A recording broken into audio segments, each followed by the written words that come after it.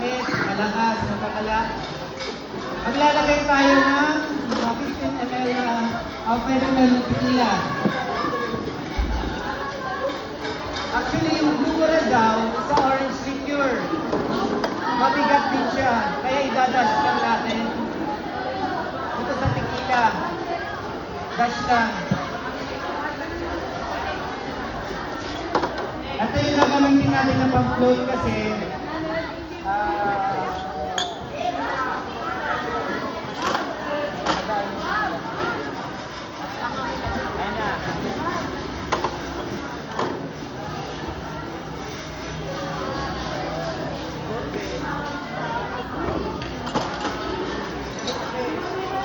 three colors po.